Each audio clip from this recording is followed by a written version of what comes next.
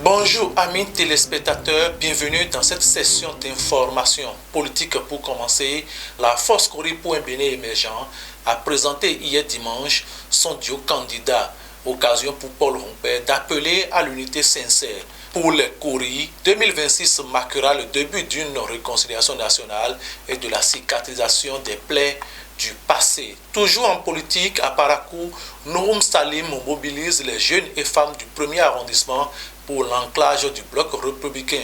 Pour une victoire sans appel aux élections locales de 2026, le jeune leader a entrepris un dialogue sincère avec les jeunes et femmes de Peruguera, Oruguereru et Albarika. Cette tournée a permis à Salim et à son équipe de recueillir leurs préoccupations avant de les rassurer. À Segmana, le chef de l'arrondissement de Liberté investit dans la santé et le bien-être de ses administrés.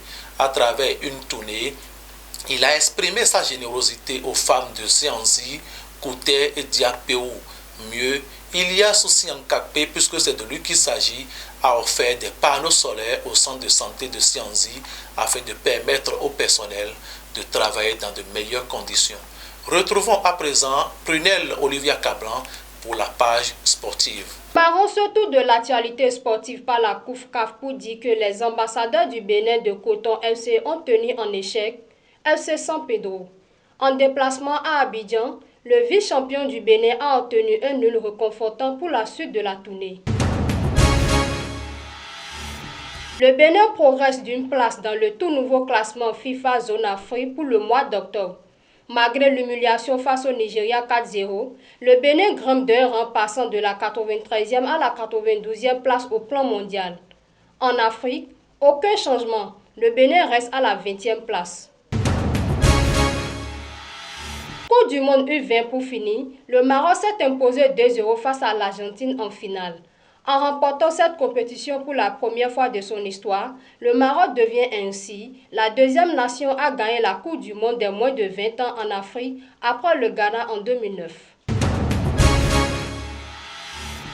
Amos Dotoro Boyou nous présente l'actualité hors du Bénin. Joshua Ozi, figure de l'opposition camerounaise et ancien ministre, a revendiqué une victoire écrasante sur Paul Biya au pouvoir depuis 1982, avant même la fin du décompte officiel des voix, adoptant une stratégie offensive pour mobiliser ses partisans. Cette confrontation politique intervient dans un contexte où les résultats officiels, contrôlés par Elecam, dont l'indépendance est contestée, devaient probablement confirmer la réélection du président sortant de 91 ans pour un 8e mandat. Au Nigeria, les autorités ont déjoué une tentative de coup d'État contre le président Tinubu, prévue pour le 1er octobre 2025 avec l'arrestation de 16 officiers militaires qui planifiaient d'attaquer le cortège présidentiel lors des célébrations de l'indépendance. Bien que l'armée ait initialement minimisé l'affaire, des sources du renseignement confirment que les officiers organisaient des réunions secrètes pour établir un gouvernement militaire, ce qui a conduit à l'annulation du défilé national.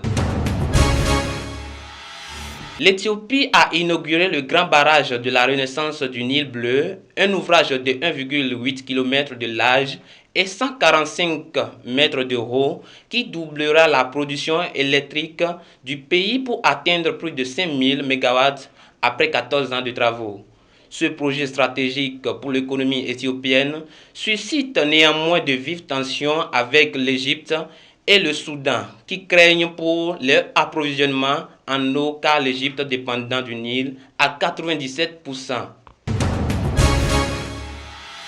En France, pour finir, la labioplastie, une chirurgie visant à réduire la taille des petites lèvres du sexe féminin, connaît une progression constante en France avec environ 4000 opérations annuelles, principalement chez les jeunes femmes de 18 à 35 ans qui peuvent souffrir de gênes physiques ou psychologiques.